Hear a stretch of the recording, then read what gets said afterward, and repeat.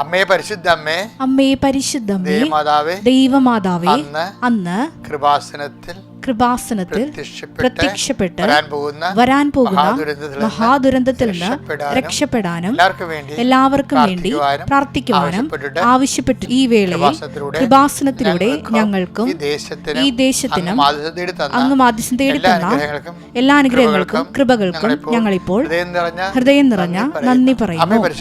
അമ്മേ പരിശുദ്ധ അമ്മേ, ജപമാല മാതാവേ, സകല കൃപാസനം പ്രാർത്ഥനയോടും ചേർത്ത് ഞങ്ങളിപ്പോൾ പ്രാർത്ഥിക്കുന്ന ഈ കുടുംബത്തിന്റെ പ്രത്യേക നിയോഗം. മക്കളെ, ഇന്ന് നവംബർ മാസം 29 വെള്ളിയാഴ്ചയാണ്.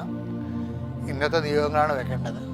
ഇന്ന് നിങ്ങൾ ഇന്നത്തെ ഉത്തരവാദിത്തങ്ങൾ, കർത്താവിൻ്റെ സഹായം ആവശ്യമായുള്ള എല്ലാ മേഖലകളും, യാത്രകൾ, സംരംഭങ്ങൾ, ചർച്ചകൾ, രോഗസൗഖ്യം, ജോലി, വീട്, വിവാഹം, വഴി, വിസ, ഇങ്ങനെ എന്തെല്ലാമാണ് എൻ്റെ മക്കൾക്ക് ആവശ്യമുള്ളത്. ആ മേഖലകൾ ഇനി വേണ്ടത്ര ഭക്തിയോ വിശ്വാസമോ തോന്നണില്ല എന്നുണ്ടെങ്കിൽ തോന്നണില്ല എന്ന് ദൈവത്തോട് പറയണം. അങ്ങനെ പറഞ്ഞാൽ ആ വിശ്വാസം നമ്മളെ വർദ്ധിപ്പിച്ച് ദൈവം തരും. അമ്മയുടെ പ്രത്യക്ഷീകരണത്തിന്റെ ദ്വാദശകവേളയിൽ ഞങ്ങൾക്ക് സാധിച്ചു തരുവാൻ കനിയണമേ. വിശ്വാസ പ്രമാണം.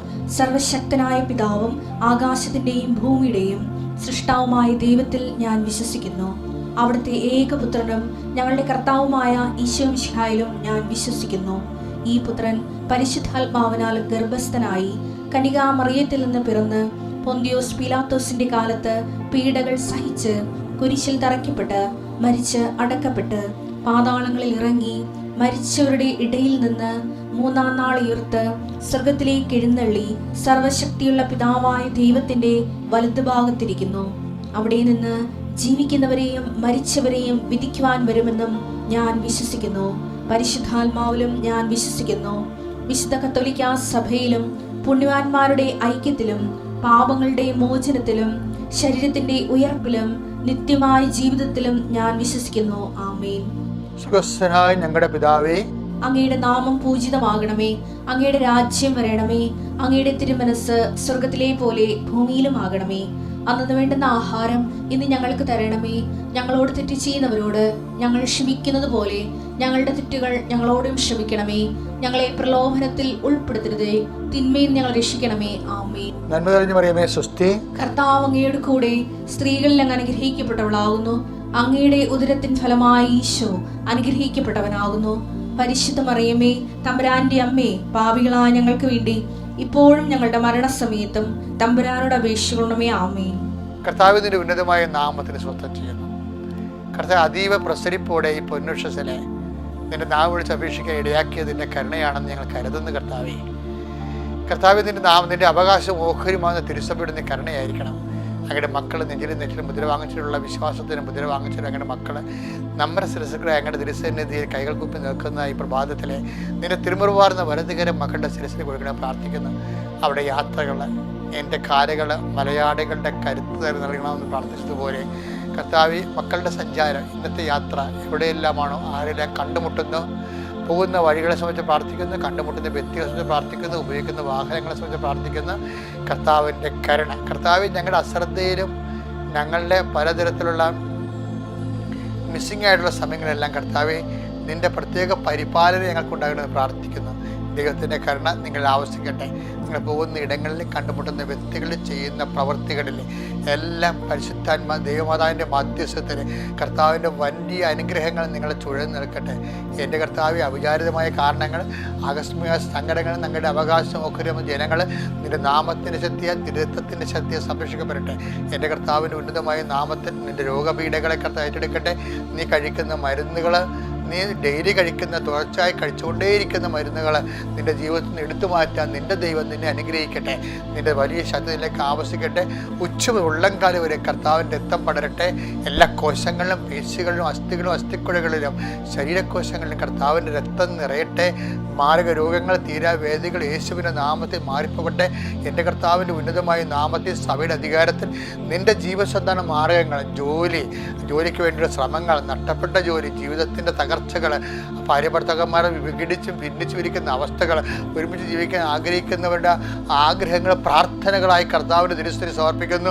മക്കളില്ലാത്തവരെ കർത്താവെ, ഉള്ള മക്കൾക്ക് രോഗമായി പോയവർ, മക്കളോട് വർഷങ്ങൾ മാസങ്ങളായി ആശുപത്രിയിലായവർ, മക്കളുടെ രോഗങ്ങൾ കണ്ടുപിടിക്കാൻ പറ്റാത്തവർ, ഗർഭസ്ഥ ശിശുക്കളുടെ എല്ലാവിധ അനുമോചനങ്ങളും കർത്താവിൻ്റെ തിരുസന്നിധിയിൽ സമർപ്പിച്ച് പ്രാർത്ഥിക്കുന്നു. എൻ്റെ കർത്താവിൻ്റെ ഉന്നതമായ നാമത്തിൽ, സഭയുടെ അധികാരത്തിൽ, കുരിശിൻ്റെ അടയാളത്തിൽ നിൻ്റെ തൊഴിൽ മേഖലകൾ, അധ്വാന മേഖലകൾ, ധനസമ്പാദന മേഖലകളെല്ലാം കർത്താവ് അനുഗ്രഹിക്കേണ്ട. നിൻ്റെ ഭീതികൾ, ആധികൾ, വ്യാധികൾ യേശുക്രിസ്തു നാമം നീങ്ങിപ്പോകട്ടെ. I command you in the name of Jesus Christ be healed. എൻ്റെ പ്രിയപ്പെട്ടവരെ, ഇന്ന് നമ്മൾ വായിക്കുന്ന സുവിശേഷം 2 വചനങ്ങൾ വായിക്കും. അധ്യായം ഒന്ന് തന്നെയാണ്. ലുക്കായുടെ സുവിശേഷം 4-ാം അധ്യായമാണ്. വചനങ്ങൾക്ക് വ്യത്യാസമുണ്ട്. 2-ാം വാക്യവും വായിക്കും, നമ്മൾ 14-ാം വാക്യവും വായിക്കും. ലൂക്ക 4:2. ലൂക്ക 4:2. അവൻ പിശാചിനാൽ പരീക്ഷിക്കപ്പെട്ട് 40 ദിവസം അവിടെ കഴിഞ്ഞുകൂടി. ആ ദിവസങ്ങളിൽ അവനൊന്നും ഭക്ഷിച്ചില്ല. അവസാനം അവന് വിശന്നു. ഇനി 4:14 എടുത്തേ. യേശു ആത്മാവിന്റെ ശക്തിയോടുകൂടി ഗലീലയിലേക്ക് മടങ്ങിപ്പോയി. അവന്റെ കീർത്തി സമീപ പ്രദേശങ്ങളിലെങ്ങും വ്യാപിച്ചു. എൻ്റെ പ്രിയപ്പെട്ടവരെ, ഈ 2 വചനങ്ങളിലെ ലൂക്ക 4:2, 4:14 ഒന്ന് കർത്താവ് പരീക്ഷണങ്ങളിലേക്ക് പ്രവേശിക്കുന്നതാണ്. നമുക്കറിയാം, നമ്മൾ ഇതുപോലെ ചില ജീവിത ദിവസം ഉണ്ടല്ലോ, ചില പറയും ഇന്ന് ഭയങ്കര ഡള്ളാണെന്ന് പറയും. എന്ന് വെച്ചാൽ അവർക്കൊന്നും ചെയ്യാൻ തോന്നത്തില്ല. പിന്നെ പല കാര്യങ്ങൾ ഓർത്തുകൊണ്ട് മാർക്കിടന്ന് ഉറങ്ങിയാൽ മതിയെന്ന് തോന്നും. ഭക്ഷണം കഴിക്കാൻ പോലും തോന്നത്തില്ല. പല വിഷയങ്ങളിൽ ഓർത്തിട്ട് ചിലക്ക് പരീക്ഷ പേടിയാകും, ചിലക്ക് കേസാകും, ചിലക്ക് കേസിനെക്കുറിച്ചുള്ള പേടിയാകും, ചിലക്ക് സാമ്പത്തികമായിട്ട് കൊടുക്കാനുള്ളവരുടെ ഡേറ്റ് ആകും, ചിലക്ക് ശാരീരികമായ രോഗങ്ങളാകും, ചിലക്ക് കുടുംബ കലഹങ്ങളാകും, കുടുംബത്തിൻ്റെ വിഷമം, ചിലക്ക് തൊഴിൽപ്പാട്ടിലുണ്ടാകുന്ന, ജോലി സ്ഥലത്തുണ്ടാകുന്ന ക്ലേശങ്ങളാകും. ഇങ്ങനെ വില കൊണ്ട് മനസ്സ് തളർന്ന ആൾക്കാരുണ്ട്. എൻ്റെ പ്രിയപ്പെട്ടവരെ, ഈ മനസ്സ് തളരണ ദിവസങ്ങളെന്ന് ശരിക്കും പറഞ്ഞു കഴിഞ്ഞാൽ കർത്താവിൻ്റെ ജീവിതത്തിൽ ഉണ്ടായിരുന്നു.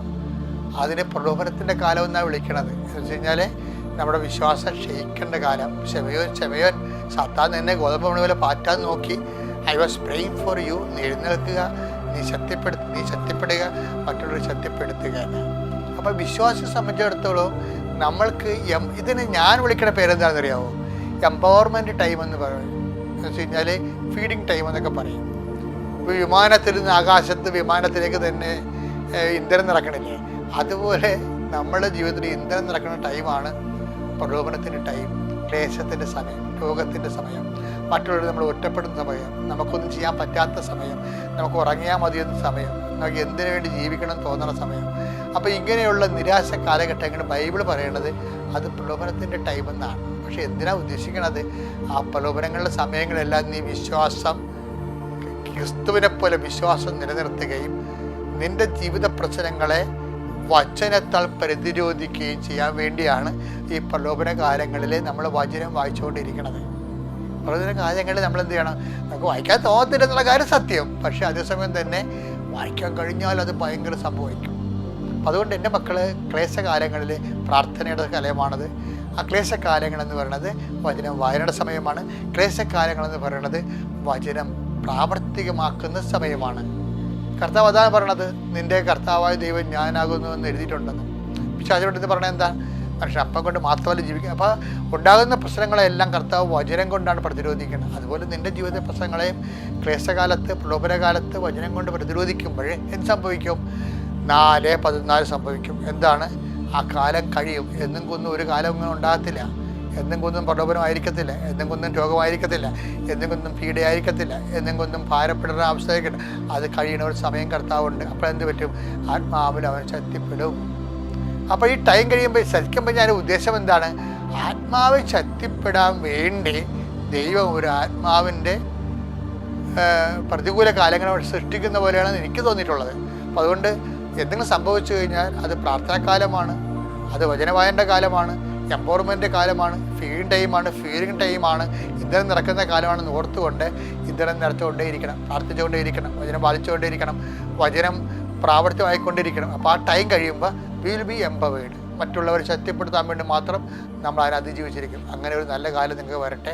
എൻ്റെ പേര് വിൻസി, എൻ്റെ ഹസ്ബൻഡ് സുജിത്ത്, ഞങ്ങൾ 2 പിള്ളേർ സെബാനും സാൻഡോയും. ശക്തനായവൻ എനിക്ക് വലിയ കാര്യങ്ങൾ ചെയ്തിരിക്കുന്നു, അവിടുത്തെ നാമം പരിശുദ്ധമാണ്. ഞങ്ങൾ 2022 ജനുവരി 4-ാം തീയതിയാണ് ആദ്യമായിട്ട് ഇവിടെ വന്ന് ഉടമ്പടി എടുത്തത്. കൃപാസന പത്രം ലഭിച്ചതിൻ്റെ ആ ഒരു അനുഗ്രഹം വായിച്ചതിൻ്റെ ഫലമായിട്ടാണ് ഉടമ്പടിയെക്കുറിച്ച് അറിഞ്ഞതും. അങ്ങനെ ഞങ്ങൾക്ക് അത് ഉടമ്പടി എടുക്കണമെന്ന് തോന്നി ഞങ്ങൾ വന്നു. ഉടമ്പടി നിയോഗത്തിൽ ഞങ്ങൾ നിയോഗങ്ങൾ സമർപ്പിച്ചു. ഉടമ്പടി ജീവിതം തുടങ്ങി. ഞങ്ങളുടെ മൂത്ത മകൻ സെബാൻ സംസാരിക്കാൻ തുടങ്ങിയപ്പം അവന് ചില വാക്കുകൾ അവന് അക്ഷരസ്ഫുടതയില്ലാതെ അവൻ സംസാരിക്കുമായിരുന്നു. അപ്പം അത് അവൻ്റെ നാവിൽ വിശുദ്ധ തൈലം ഉപയോഗിച്ച് വിശ്വാസപ്രമാണം ചൊല്ലി പ്രതിഷ്ഠീകരണ പ്രാർത്ഥനയിൽ സമർപ്പിച്ചു പ്രാർത്ഥിച്ചതിൻ്റെ ഫലമായി അവൻ 2 മാസം കഴിഞ്ഞപ്പം VBS ചേർന്നു. വചനം കാണാതെ ചൊല്ലി അവന് സമ്മാനം ലഭിച്ചു. ഇപ്പം അവന് അങ്ങനെ ഒരു പ്രശ്നവും ഇല്ല. അവനെ മാതാവ് സൗഖ്യപ്പെടുത്തി. വീണ്ടും അവന് തന്നെ 1 വർഷമായിട്ട് അവന് തലവേദന ഉണ്ടായിരുന്നു. സ്കൂളിൽ പോയിട്ട് വന്നിട്ട് എപ്പോഴും തലവേദനയാണെന്ന് പറഞ്ഞ് കിടക്കും. എപ്പോഴും തുമ്മലും ബുദ്ധിമുട്ടുമായിരുന്നു. അപ്പോൾ ഡോക്ടറെ കാണിച്ചപ്പം എക്സ്റേ എടുത്തപ്പം മൂക്കിൻ്റെ പാലത്തിന് വളവുണ്ട്. 18 വയസ്സ് കഴിയുമ്പം ഓപ്പറേഷൻ ചെയ്യണം, അതുവരെ സ്പ്രേ ചെയ്യണം എന്ന് പറഞ്ഞു. അപ്പം ഹൈ ഡോസുള്ള സ്പ്രേ ആയിരുന്നു. അവനത് ചെയ്യുമ്പം തന്നെ ഭയങ്കര ബുദ്ധിമുട്ടായിരുന്നു.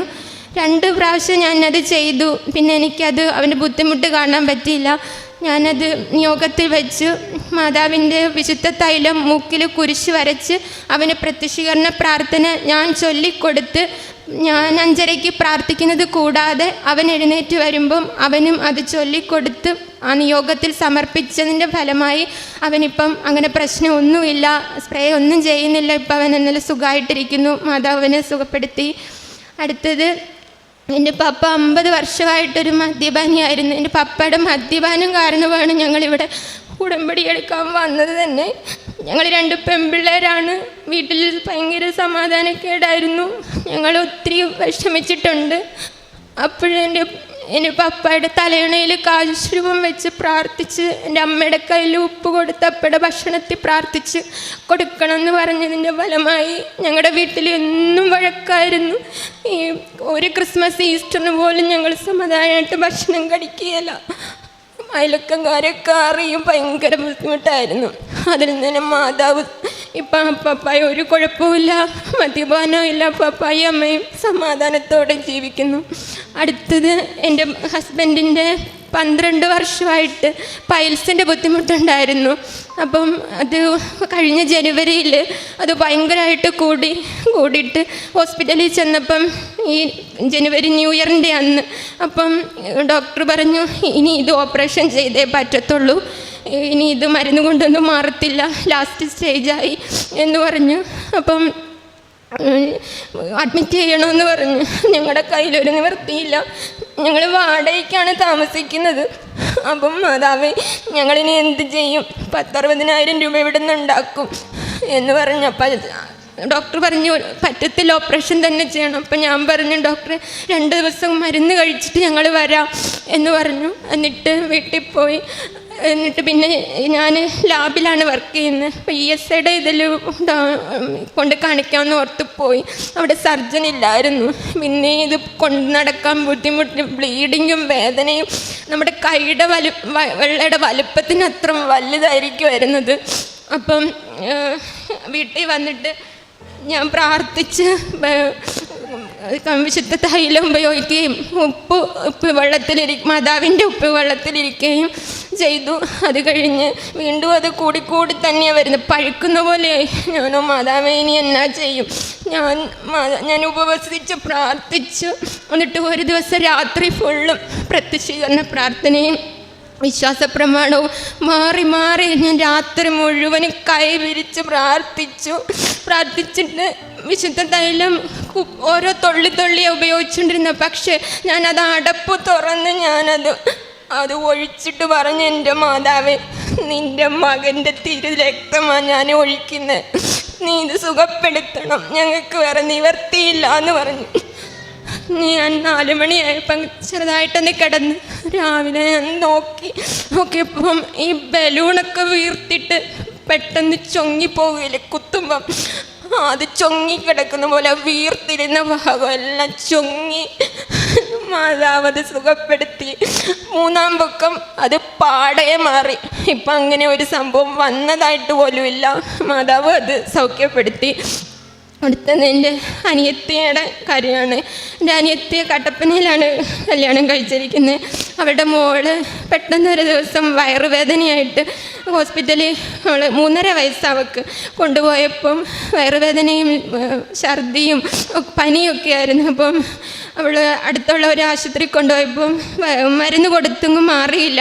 പിന്നെ പൈനാവി കൊണ്ടുപോയിട്ട് പറഞ്ഞു എക്സ്റേ ചെയ്യണം. നോക്കിയപ്പം അപ്പൻഡിക്സിൻ്റെ ആണെന്ന് പറഞ്ഞു. അപ്പം എന്നെ വിളിച്ചിട്ട് പറഞ്ഞു, ചേച്ചി അമ്മ കൊച്ചിന് അപ്പൻഡിക്സ് ആണെന്നാണ് പറയുന്നത്, അപ്പോഴത്തേനും ഓപ്പറേഷൻ ചെയ്യേണ്ടി വരുമെന്നാണ് തോന്നുന്നതെന്ന് പറഞ്ഞു. അപ്പം പ്രൈവറ്റിൽ കൊണ്ട് അവർ കാണിച്ചു. അന്നൊരു ഞായറാഴ്ചയായിരുന്നു. അപ്പം അവിടെ വന്ന് സ്കാൻ ചെയ്യണമെന്ന് പറഞ്ഞു. അപ്പം സ്കാൻ ചെയ്തപ്പോഴത്തേനും അവർ പറഞ്ഞു ഇപ്പം തന്നെ ഓപ്പറേഷൻ ചെയ്യണം, വെച്ചുകൊണ്ടിരിക്കാൻ പറ്റത്തില്ല എന്ന് പറഞ്ഞു. അപ്പം എന്നെ വിളിച്ച് പറഞ്ഞു. അപ്പം ഞാൻ പറഞ്ഞു, എൻ്റെ കൊച്ച് വിഷമിക്കണ്ട, നമുക്ക് മാതാവില്ലേ, അവിടെ ഓൺലൈനിൽ ഉടമ്പടി എടുത്തിട്ടുണ്ടായിരുന്നു. അപ്പം ഞാൻ അവൾക്ക് മാതാവിൻ്റെ പ്രാർത്ഥനാ പുസ്തകവും ജപമാലയും ഉപ്പും ഒക്കെ കൊടുത്തിട്ടുണ്ടായിരുന്നു. അപ്പം അത് അവൾ ഉപയോഗിച്ചു. അത് കഴിഞ്ഞ് ഞാനത് എൻ്റെ ഫോണിൽ കുഞ്ഞിൻ്റെ ഫോട്ടോ എടുത്ത് വെച്ച് അതിൽ കുരിശ് വരച്ച് വിശ്വാസപ്രമാണം ചൊല്ലി ഞാൻ പ്രാർത്ഥിച്ചു. എൻ്റെ വയറിലും വിശുദ്ധ തൈലം ഉപയോഗിച്ചു, ഉപ്പും ഞാൻ കഴിച്ചു. മാതാവേ, ഇത് കുഞ്ഞാ കുടിക്കുന്നത്, അവളുടെ വയറ്റിൽ കത്തിവെക്കാനിടയാകരുത് എന്ന് പറഞ്ഞ് പ്രാർത്ഥിച്ചു. എന്നിട്ട് ഞാൻ അനിയത്തിയുടെ ഹസ്ബൻഡിനെ വിളിച്ച് പറഞ്ഞു, നമുക്കൊരു പ്രാർത്ഥന നിയോഗം മാതാവിന് സമർപ്പിക്കണം. അവൻ്റെ പേര് ഷൈജു എന്നാണ്. ഷൈജുവിൻ്റെ ഫോണിൽ നിന്ന് ഒരു ലൈറ്റ് ക്യാൻഡിൽ പ്രയർ റിക്വസ്റ്റ് ഇടാമോ, ഒരു വിശ്വാസപ്രമാണം ചൊല്ലിയിടാമോ എന്ന് പറഞ്ഞു. അവനത് ചെയ്തു. അത് കഴിഞ്ഞിട്ട് ഏതൊരു മാതാപിതാക്കളും പെട്ടെന്ന് തന്നെ ഓപ്പറേഷൻ ചെയ്യണമെന്നേ ചിന്തിക്കുകയുള്ളൂ. പക്ഷേ ആ ഒരു മനസ്സിന് ഒരു ധൈര്യം എവിടുന്നോ മാതാവ് തന്നു. ഞാൻ പറഞ്ഞു നമുക്കൊരു സെക്കൻഡ് ഒപ്പീനിയൻ എടുക്കാം, കുഞ്ഞിനെ ICH ഇവിടെ കോട്ടയത്ത്, അപ്പം നാളെ ഒന്ന് കൊണ്ടുവന്നാൽ നമുക്കൊന്നും കൂടെ നോക്കാം എന്ന് പറഞ്ഞു. അവർ അവിടെ ഹോസ്പിറ്റലിൽ നിന്ന് അത് കൊടുക്കത്തില്ലായിരുന്നു, പക്ഷെ അവർ നിർബന്ധിച്ച് വാങ്ങിച്ചു. രാത്രി കൊച്ചു വീട്ടിൽ കിടന്ന് കുഞ്ഞു ഉറങ്ങി. വെളുപ്പിനെ അവർ ICH വന്നു. അപ്പൻഡിക്സിൻ്റെ സ്പെഷ്യലിസ്റ്റായ ഡോക്ടർ കുഞ്ഞിനെ പരിശോധിച്ചു. കുഞ്ഞിന് വയറുവേദനയില്ല, ഒന്നുമില്ല. നോക്കിയപ്പോൾ ഒരു പ്രശ്നവും ഇല്ല. എന്തിനാണ് വന്നത്? കുഞ്ഞിനൊരു പ്രശ്നമില്ല. റാൻഡാക്കിൻ്റെ സിറപ്പ് കൊടുത്ത് അവർ കട്ടപ്പനയ്ക്ക് പോയി. അതുപോലെ തന്നെ അവൾക്ക് ഹാർട്ട് ബീറ്റിനൊരു പ്രശ്നമുണ്ടായിരുന്നു. ഡോക്ടർ പനിയുടെ സമയത്ത് പരിശോധിക്കാൻ പോകുമ്പം ഏത് മരുന്നാണ് കഴിക്കുന്നതെന്ന് ചോദിച്ചു. അപ്പം എന്താ, ഹാർട്ടിന് മരുന്നൊന്നും കഴിക്കുന്നില്ല, കൊച്ചിന് പ്രശ്നമൊന്നും ഇല്ലല്ലോ, പക്ഷേ കാർഡിയോളജിയെ കാണിക്കണമെന്ന് പറഞ്ഞു. അവരെന്നിട്ട് കട്ടപ്പനയിൽ തന്നെ കാണിച്ചപ്പം ECG എടുത്തു. ECG എടുത്തപ്പോഴത്തേനും വേരിയേഷൻ ചെറുതായിട്ടുണ്ട്. കാർഡിയോളജി പീഡിയാട്രിക്കിൻ്റെ എക്കോ ഉള്ള ഹോസ്പിറ്റലിൽ ലിസി പോകാൻ പറഞ്ഞു. അപ്പോഴും ഞാൻ പ്രാർത്ഥിക്കാൻ തുടങ്ങി. പ്രത്യക്ഷീകരണ പ്രാർത്ഥന, എൻ്റെ മാതാവേ, എൻ്റെ കുഞ്ഞിനെ ഈ ലോകത്തിന് സൃഷ്ടിച്ചപ്പോൾ അവളുടെ ഹൃദയം എങ്ങനെ ഇരുന്നോ അതുപോലെ തന്നെ ഇരിക്കണമേ, അവൾക്ക് ഒരാപത്തും വരുത്തല്ലേ എന്ന് പറഞ്ഞു. എന്നിട്ട് ഇതുപോലെ തന്നെ കോട്ടയത്ത് കൊണ്ടുവരാൻ പറഞ്ഞു. അതൊരു ചൊവ്വാഴ്ചയായിരുന്നു, മെഡിക്കൽ കോളേജിൽ പീഡിയാട്രിക്കിനെ കാണുന്ന ദിവസം. അപ്പം ഞാൻ മാതാവിനോട് പറഞ്ഞു, എൻ്റെ മാതാവേ, അമ്മയുടെ ഉടമ്പടി ധ്യാനം നടക്കുന്ന ദിവസമാണ്. ധ്യാനം തുടങ്ങിക്കഴിഞ്ഞ് എനിക്കൊരു അപേക്ഷ സമർപ്പിക്കണം അമ്മയുടെ ധ്യാനത്തിൽ. അമ്മ അത് കണ്ടിട്ട് വേണം കുഞ്ഞിനെ ഡോക്ടർ പരിശോധിക്കാനെന്ന്. അപ്പം അവർ വന്നു. എന്നിട്ട് ആ ഒരു ഉടമ്പടി ധ്യാനം തുടങ്ങുന്നതിന് മുമ്പായിട്ട് അവളുടെ ടോക്കൺ വന്നു. അപ്പം ഞാൻ ഓർത്തു, മാതാവേ, എനിക്ക് നിയോഗം സമർപ്പിക്കണ്ടേ എന്ന് ഞാൻ ഓർത്തപ്പോഴത്തേന് പെട്ടെന്ന് ഡോറ് അടച്ചു. പെട്ടെന്ന് ഞങ്ങൾക്കൊരു കേസുണ്ട്, ഡോക്ടർ പറഞ്ഞു ഞങ്ങളിപ്പം വരാമെന്ന് പറഞ്ഞു. അപ്പം തന്നെ ഞാൻ ഓർത്ത് മാതാവ് ഇടപെടുന്നുണ്ട്. ധ്യാനം തുടങ്ങി. പെട്ടെന്ന് തന്നെ ഞാൻ കൊച്ചിൻ്റെ ഉടുപ്പൂരി നെഞ്ചിൽ ഹൃദയത്തിൻ്റെ ഭാഗത്ത് വിശുദ്ധ തൈലം വെച്ച് കുരിശ് വരച്ച് വിശ്വാസപ്രമാണം ചൊല്ലി മാതാവിന് നിയോഗം സമർപ്പിച്ചു. 11:30 ആയപ്പോൾ ഡോക്ടർ വന്നു. അകത്ത് കയറി ഡോക്ടർ പരിശോധിച്ചു. എല്ലാം നോർമൽ. എക്കോ ചെയ്തു. എന്തിനാ കുഞ്ഞിനായിട്ട് വന്ന്, അവൾക്കൊരു കുഴപ്പമില്ലല്ലോ. കുഞ്ഞിനോട് സോറി മോളെ എന്ന് പറഞ്ഞ് അവൾ ഒരു കുഴപ്പമില്ലാതെ പോയി. ഞാൻ അവളുടെ കഴുത്തിൽ മാതാവിൻ്റെ കാശുരൂപ ഇട്ട് പ്രാർത്ഥിച്ചു. മാതാവ് കുഞ്ഞിൻ്റെ കൂടെയുണ്ട്, എപ്പോഴും മാതാവിനെ കുറിച്ച് പ്രാർത്ഥിക്കണം എന്ന് പറഞ്ഞ് അവളിപ്പം സന്തോഷമായിട്ട് സുഖമായിട്ടിരിക്കുന്നു. അടുത്ത് തന്നെ അനിയത്തിയുടെ കാര്യം തന്നെ, അവളുടെ ഹസ്ബൻഡ് 2 മാസം 3 മാസം അങ്ങനെയായിട്ട് ഗൾഫിൽ പോകുന്നത്. അപ്പം ഒരു പ്രാവശ്യം 3 മാസത്തിൻ്റെ ഇതിൽ പോകുക. അപ്പോൾ അവർ സെപ്പറേറ്റ് വീട് വെച്ച് താമസിക്കുക. അപ്പം തറവാട് അപ്പുറപ്പുറയായിട്ടൊക്കെയാണ്, കിഴക്കൊക്കെ ഒത്തിരി ഗ്യാപ്പ് വിട്ടൊക്കെയല്ലേ വീടുകൾ കാണത്തുള്ളൂ. അപ്പം ഇവളെന്നോട് പറയും, ചേച്ചിയമ്മ എനിക്ക് ചെറിയ പേടിയൊക്കെ ഉണ്ട്, എന്നാലും പുതിയ വീടായതുകൊണ്ട് കതകിനൊക്കെ ഉറപ്പുള്ളത് കൊണ്ടും പ്രാർത്ഥിച്ച് കിടക്കുവാന്ന് പറഞ്ഞു. നീ വിഷമിക്കണ്ട, അമ്മ നിന്നെ കൂട്ടായിട്ടുണ്ടായിരിക്കും. ഞാനപ്പം പ്രത്യക്ഷീകരണ പ്രാർത്ഥനയെ സമർപ്പിച്ചു. എൻ്റെ മാതാവ്, അവളുടെ പേര് പൊന്നി എലിസബത്ത് എന്നാണ്.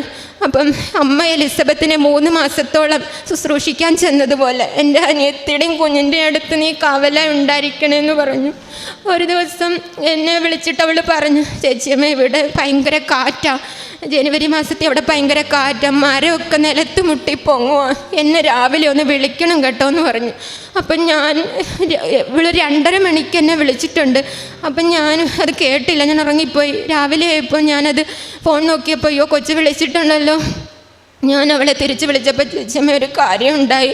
രാത്രി ഇവളും കൊച്ചും കിടന്നുറങ്ങുക, ഉടമ്പടി പുസ്തകവും മാതാവിൻ്റെ ജപമാലയും ഒക്കെ കയ്യിൽ ചുറ്റിക്കെട്ടി അവർ കിടക്കുന്നത്. അപ്പം 2:30 മണിയൊക്കെ കഴിഞ്ഞ്, 2:30 മണിക്ക് മുമ്പ് അപ്പം ഈ മുഖത്തിൻ്റെ ഭാഗത്ത് എന്തോ ബോള് പോലെ വന്നിരിക്കുമായിരുന്നു. കുറേ നേരമായിട്ട് ഇവൾ എന്തോ ഇരിക്കുന്ന പോലെ ഒരു തോന്നൽ. അപ്പം ഈ കൊന്ത കൈ കെട്ടി വെച്ചിരിക്കുന്ന ഈ കൈ ഇങ്ങനെ വെച്ചുകൊണ്ട് കിടക്കുക. അപ്പം ഈ ഭാഗത്ത് ഇരിക്കുന്ന എന്തോ സാധനം നോക്കിയപ്പം ഭയങ്കര തണുപ്പ്, നോക്കുമ്പം വലുതായിട്ട് എന്തോ ഇവൾ ആ കൈയും കൊണ്ട് ഒറ്റ തട്ട് കൊടുത്ത് ലൈറ്റിട്ട് നോക്കിയപ്പം ഭയങ്കര ഒരു പാമ്പ്. അവളാകെ പേടിച്ചു പോയി എന്ന് പറയും. ഭയങ്കര വിഷമുള്ള കറുത്ത പാമ്പാന്ന് പറയും. എന്ത് ചെയ്യും, ആകെ പേടിച്ചു പോയി. അമ്മയും അനിയന്മാർ താഴെ അവിടെ താമസിക്കുന്നുണ്ട്. കുറേ വട്ടം വിളിച്ച് അവർ ഓടി വന്നു. പിന്നെ പാമ്പിനെ തള്ളിക്കൊന്നു. പിന്നെ അവൾക്ക് ആ പേടി ഉണ്ടായിരിക്കും. ഞാൻ പറഞ്ഞു, ഇതിന് ചുറ്റിനും ഉപ്പിട്ട് വിശ്വാസ പ്രമാണം ചൊല്ലി നീ പ്രാർത്ഥിക്കണം. അങ്ങനെ എൻ്റെ മാതാവ് എൻ്റെ അനിയത്തെയും കുഞ്ഞിനെ വലിയ അപകടത്തിൽ നിന്ന് രക്ഷിച്ചു. ഞാൻ പ്രതീക്ഷിക്കുന്ന പ്രാർത്ഥനയെ പ്രാർത്ഥിച്ചതിൻ്റെ ഫലമായി അമ്മ അവിടെ അടുത്ത് ചെന്നു. ഇപ്പം അവൾ പിറ്റേ മാസം വന്ന് അവളിവിടെ വന്ന് ഉടമ്പടി എടുത്തു. ഇപ്പം അവർ സന്തോഷമായിട്ടിരിക്കുന്നു. അടുത്തത് ഇതിലും ഒത്തിരി അനുഗ്രഹങ്ങൾ ഞങ്ങൾക്കുണ്ടായി. ഇവൻ സാൻഡോ ഈ അംഗൻവാടി ചേർത്തപ്പോൾ തൊട്ട് ഇവൻ 8 മാസത്തോളം 2 ദിവസം പോയി. അത് കഴിയുമ്പോൾ പനി, എപ്പോഴും പനി. 2 ആഴ്ച കൂടുമ്പോൾ അവന് പനി. മെലിഞ്ഞൊരു പരുവായി കൊച്ച്. ഇനി ഞങ്ങൾ ഈ വാടകയ്ക്കായതുകൊണ്ട് കുഞ്ഞിനെ അംഗൻവാടി വിട്ടിട്ടൊക്കെ ഞങ്ങൾ ജോലിക്കൊക്കെ പോകുന്നു. അപ്പം മാതാവിൻ്റെ കുഞ്ഞിൻ്റെ പനി ഒന്ന് നീ മാറ്റി തന്നെ, എന്നും മറ്റു കുഞ്ഞുങ്ങൾ പോകുന്ന പോലെ എൻ്റെ കൊച്ചും പോകണം എന്ന് പറഞ്ഞ് ഒരു ദിവസം കുഞ്ഞിനെ മാതാവിൻ്റെ അടുത്ത് കൊണ്ടുവന്ന് പ്രാർത്ഥിക്കാം, മാതാവ് കുഞ്ഞിനെ കാണട്ടെ എന്ന് പറഞ്ഞ് ഞാൻ കുഞ്ഞിനെ കൊണ്ടുവന്നപ്പം അന്ന് രാവിലെ ഒരു പനിയൊന്നും ഇല്ലായിരുന്നു. കുളിച്ചൊക്കെയാണ് കുഞ്ഞ്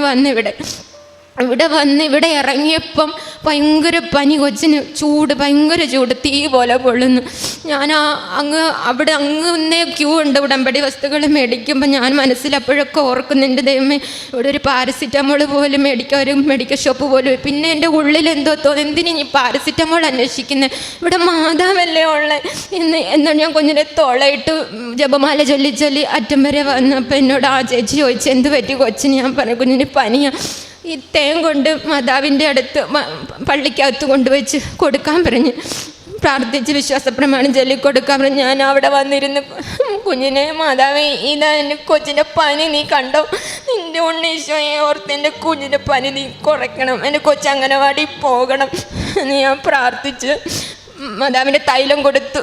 വിശ്വാസപ്രമാണം ചൊല്ലിയിരിക്കുമ്പം എവിടെ നിന്നറിയത്തില്ല ഒരു കുഞ്ഞു കൊച്ച്, അവൻ്റെ പ്രായത്തിൽ പെൺകുഞ്ഞ് വെള്ള സ്കാർഫൊക്കെ ഇട്ട് ഞങ്ങളുടെ അടുത്ത് വന്നിരുന്നു.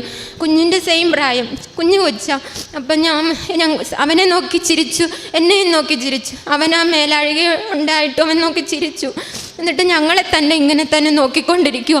അപ്പം ഞാൻ മനസ്സിലോർക്കുന്നതേ കൊച്ച് ഒറ്റയ്ക്ക് വന്നിരിക്കുവാണല്ലോ, കുഞ്ഞാണല്ലോ, എൻ്റെ അപ്പനും അമ്മയും എന്തിയെ. നമ്മുടെ ഇടവകപ്പള്ളിയാണെങ്കിൽ കുഞ്ഞിന് ഒരു പരിചയം ഉണ്ടല്ലോ. പക്ഷെ കുഞ്ഞ് ഞാനപ്പോൾ ഓർത്ത് കുറച്ച് കഴിഞ്ഞപ്പോഴത്തേനും ആ കൊച്ച് ഞങ്ങളെ നോക്കി ഒന്നും കൂടെ ചിരിച്ചിട്ടും ഇതിലെ ഇറങ്ങി മാതാവിൻ്റെ ഉടമ്പടി വരുന്ന സമയത്ത് അതിൻ്റെ ആ കൂട്ടത്തിൻ്റെ ഇടയ്ക്കൂടെ ഇറങ്ങിപ്പോയി. കുറച്ച് കഴിഞ്ഞപ്പം എൻ്റെ കൊച്ചിൻ്റെ പനി മാറി വെട്ടി വേർക്കും അവന്, ഭയങ്കരമായിട്ട് അവനെ ഞാൻ ഉടുപ്പൂരി വീശുക. അന്ന് തൊട്ട് പിന്നെ കൊച്ചിൻ്റെ പനി മാറി അവൻ അങ്ങനെ സന്തോഷമായിട്ട് പോയി. ഇപ്പം അവൻ UKG പഠിക്കുന്നു. അത് കഴിഞ്ഞ് ഇതിലും ഒത്തിരി അനുഗ്രഹങ്ങൾ ഞങ്ങൾക്കുണ്ടായിട്ടുണ്ട്, ചെറുതും വലുതുമായി ഒത്തിരി അനുഗ്രഹങ്ങൾ. ഒന്നും പറയാൻ സമയം പോരാ. പിന്നെ ഞങ്ങളുടെ ആത്മീയ ജീവിതം എന്ന് പറഞ്ഞാൽ ഒത്തിരി ഞങ്ങൾ വളർന്നു. എൻ്റെ ഹസ്ബൻഡ് ഓർത്തഡോക്സ് ആയിരുന്നു, ഞങ്ങൾ കത്തോലിക്കയാണ്. പക്ഷേ ഹസ്ബൻഡിന് കൊന്തയും മാതാവും ഒത്തിരി ഇഷ്ടമാണ്. അതുകൊണ്ട് കത്തോലിക്ക വിശ്വാസത്തിൽ ചേരണം എന്നുള്ളൊരു ആഗ്രഹത്തിൽ എൻ്റെ പപ്പയുടെ അമ്മയുടെ ഇടവകയിൽ വികാരിയോട് അറിയിക്കുകയും 1 വർഷത്തോളം ഞങ്ങൾ ഒത്തിരി സഹനങ്ങൾ അതിൽ സഹിച്ചു. എന്നാലും ഞങ്ങൾ മുട്ടിപ്പായി പ്രാർത്ഥിച്ചതിൻ്റെ ഫലമായി മെയ് 13-ാം തീയതി ഫാത്തിമ മാതാവിൻ്റെ പെരുന്നാളിൻ്റെ തലേ ദിവസം ഞങ്ങളെ മാതാവ് അമ്മയുടെ കത്തോലിക്ക സഭയിൽ ചേരുകയും കുഞ്ഞിൻ്റെ ആദ്യ കുർബാന നടക്കുകയും ഇപ്പം അവൻ അൾത്താര ബാലനായി ശുശ്രൂഷ ചെയ്യുന്നു. പിന്നെ പ്രേക്ഷിത പ്രവർത്തനം ഞങ്ങൾ എല്ലാ മാസവും ഇവിടെ വരും. മാതാവിൻ്റെ ഉടമ്പടി പത്രിക മേടിച്ച് എല്ലാവർക്കും കൊടുക്കും. കുറേ പേര് ഉടമ്പടി എടുക്കാനായിട്ട് എന്നെക്കൊണ്ട് സാധിച്ചിട്ടുണ്ട്. ഒത്തിരി അനുഗ്രഹങ്ങളും ഉണ്ടായിട്ടുണ്ട്. ഒത്തിരി പേര് പ്രാർത്ഥന നിയോഗങ്ങൾ പറയുമ്പം അവർക്ക് വേണ്ടി പ്രാർത്ഥിച്ച് അവർക്ക് അനുഗ്രഹം ലഭിക്കുക അവരെന്നോട് പറയുകയും ചെയ്തിട്ടുണ്ട്. പിന്നെ ഞങ്ങൾ പൊതിച്ചോറ് നമ്മുടെ മെഡിക്കൽ കോളേജിൽ ക്യാൻസർ വാർഡിൽ പൊതിച്ചോറ് ഞങ്ങൾ കൊണ്ട് കൊടുക്കും. പിന്നെ ഞാൻ പൊതി കയ്യിൽ എടുത്തുകൊണ്ട് പോയി ആർക്കെങ്കിലും പാവപ്പെട്ടവർക്ക് കൊടുക്കുകയും പറ്റുന്ന പോലെ ഞങ്ങളെ കൊണ്ടുള്ള സഹായം ഞങ്ങൾ ചെയ്യുന്നു. ഇതുവരെ ഞങ്ങൾക്ക് മാതാവും പരിശുദ്ധ ഈശോയും ഞങ്ങൾക്ക് ചെയ്തു തന്ന എല്ലാ അനുഗ്രഹങ്ങൾക്കും ഞങ്ങൾ നന്ദി പറയുന്നു. ഇനിയും ഞങ്ങൾ അമ്മയുടെ അൾത്താരയിൽ സാക്ഷികളായി വരും എന്ന് ഞങ്ങൾ വിശ്വസിച്ച് പ്രാർത്ഥിക്കുന്നു. പരിശുദ്ധ അമ്മയ്ക്കും ഈശോയ്ക്കും 1000 നന്ദി. പരിശുദ്ധ അമ്മയുടെ മധ്യസ്ഥതയിൽ ഈ ഒരു കുടുംബം അവരുടെ ജീവിതത്തിലെ ഏറ്റവും പ്രധാനപ്പെട്ട കുറച്ച് കാര്യങ്ങളുടെ സാക്ഷ്യമാണ്. അതിൽ ഏറ്റവും കൂടുതൽ മക്കൾക്ക് ലഭിച്ച സൗഖ്യത്തിനും ഒപ്പം മറ്റുള്ളവരുടെ സൗഖ്യത്തിന് ഉടമ്പടി വസ്തുക്കൾ കാരണമായി എന്നതിനെക്കുറിച്ചുള്ളതാണ് സാക്ഷ്യം. ഒരു കുടുംബം അൾത്താരയിൽ നിന്ന് അവരുടെ ജീവിതത്തിൻ്റെ എല്ലാ മേഖലകളിലും ദൈവിക ഇടപെടലുണ്ടെന്നും ഉടമ്പടിയുടെ പ്രാർത്ഥന അതിനെ സഹായിച്ചു എന്നുള്ള ഒരു സാക്ഷ്യമാണ് ഇപ്പം പറഞ്ഞത്. ഈ സാക്ഷ്യത്തിൽ നിന്ന് അതിൽ വ്യക്തമായിട്ട് പറയുന്നുണ്ട് പരിശുദ്ധ അമ്മയുടെ വലിയൊരു വിശ്വാസത്തിൻ്റെ ബലം പ്രകടമായിട്ടും വ്യക്തമായിട്ടും അനുഭവിക്കാൻ സാധിച്ചു എന്നുള്ളത് സാക്ഷ്യത്തിൽ പറയുന്നുണ്ട്. പരിശുദ്ധ അമ്മയുടെ വലിയ സാന്നിധ്യം പലപ്പോഴായിട്ട് ജീവിതത്തിൽ അനുഭവിക്കാനായിട്ട് സാധിച്ചിട്ട് പറയുമ്പോൾ തന്നെ അത് വ്യക്തമാണ്. ഒരുപാട് കാര്യങ്ങളിൽ നിന്ന് വളരെ ചുരുക്കിയ ചില കാര്യങ്ങൾ മാത്രമാണ് ഇവിടെ ഇപ്പം സാക്ഷ്യം പറഞ്ഞത്. അപ്പോൾ ഒരുപാട് കുടുംബങ്ങൾ ഇതുപോലെ ഇപ്പോൾ നമ്മൾ ഏത് വിശ്വാസത്തിൽ നിന്നാലും പരിശുദ്ധ അമ്മയോടും ഈശോയോടും അടുക്കുന്നുണ്ടെന്നുള്ള വിഷയമാണ് ഏറ്റവും ഗൗരവമായിട്ട് ഉള്ളത്. അത് കാത്തലിക്കോ നോൺ കാത്തലിക്കോ ഏത് മതത്തിൽ നിന്നുള്ളവരാണെങ്കിലും അവരൊക്കെ ഒരുപാട് കുടുംബമായിട്ടും ഒരുപാട് പേര് വന്ന് ഈ അൾത്താരയിൽ വന്ന് അമ്മ മാതാവിലൂടെ അവരൊക്കെ ഈശോയിലേക്ക് അടുക്കുന്നു, അല്ലെങ്കിൽ പരിശുദ്ധ അമ്മ അവരെയൊക്കെ അടുപ്പിക്കുന്നു എന്നുള്ള വലിയൊരു അനുഭവം നിങ്ങൾ സാക്ഷ്യങ്ങൾ പരിശോധിക്കുമ്പോൾ നിങ്ങൾക്കത് വ്യക്തമാകുന്ന ഒരു സത്യമാണ്. അമ്മ അതുകൊണ്ട് തന്നെയാണ് ഈ ഉടമ്പടിയിൽ ഇത്രയും തീക്ഷ്ണമതിയായിട്ട് നിലകൊള്ളുന്നത്. അതിന് നമ്മുടെ ഒരു അനുഗ്രഹം എന്ന് പറയുന്നത് ഉടമ്പടിയോടൊപ്പം ഉടമ്പടി വസ്തുക്കളും അതും പ്രാർത്ഥനയോട് ഉപയോഗിക്കേണ്ട വിധവും എന്തിനാണ് ഉപയോഗിക്കുന്നത് എന്നുള്ളതൊക്കെ വ്യക്തമായിട്ട് ബോധ്യപ്പെട്ട് കൊണ്ട് ഇവിടെ ക്ലാസ്സും മറ്റ് കാര്യങ്ങളും അതിൻ്റെ ഫോളോ അപ്പും അതിനേക്കാളും അപ്പുറം ഇതിൻ്റെയൊക്കെ സാക്ഷ്യങ്ങളും, കാരണം അനുഭവത്തിൽ നിന്ന് പറയുമ്പോഴാണല്ലോ കുറച്ചും കൂടി ഇതിന് ക്ലാരിറ്റി കിട്ടുന്നത്. അപ്പം അങ്ങനെ ഒരു വലിയൊരു സമ്പത്ത്, ഉടമ്പടിയുടെ ഒരു സമ്പത്ത്, ഒരു ശേഖരം നമുക്ക് ഇവിടെ ഉണ്ട്. അപ്പോൾ അത് തന്നെ വായിച്ചും പ്രാർത്ഥിച്ചും ഒരുങ്ങിയിരിക്കുന്നവർക്ക് തന്നെയും ആവശ്യത്തിലധികം ദൈവാനുഭവങ്ങൾ ഇപ്പോൾ തന്നെ നമ്മുടെ ഭണ്ഡാരത്തിൽ, വിശ്വാസത്തിൻ്റെ ഭണ്ഡാരത്തിൽ നിക്ഷേപിക്കപ്പെട്ടിട്ടുണ്ട്. ഓരോ ദിവസവും ഇതുപോലെ ഒരുപാട് കുടുംബങ്ങൾ, പണ്ട് ഒറ്റയ്ക്കാണ് ഒരാൾ ഉടമ്പെടുക്കാൻ വന്നിട്ട് പോകുന്നതെങ്കിലും തിരികെ വരുമ്പം ഒരുപാട് ദൈവാനുഭവം, ആ ദൈവാനുഭവത്തെ തെളിയിക്കുവാനായിട്ട് വ്യക്തികളുമായിട്ടാണ് തിരികെ വരുന്നത്. അപ്പോൾ അത്രത്തോളം മാതാവ് കൂടെ നിൽക്കുന്ന ഈ പ്രാർത്ഥനയിൽ ഈ കുടുംബത്തെ പ്രത്യേകം തിരഞ്ഞെടുത്തതിനും അവരുടെ വ്യത്യസ്തങ്ങളായ നിയോഗങ്ങളിലൊക്കെയും പരിശുദ്ധ അമ്മ കൂടെ നിന്നതിനും അമ്മയുടെ സാന്നിധ്യം നൽകിയതിനും സൗഖ്യം നൽകിയതിനുമെല്ലാം നമുക്ക് കരങ്ങളടിച്ച് ദൈവത്തിൻ്റെ നാമം മഹത്വപ്പെടുത്താം.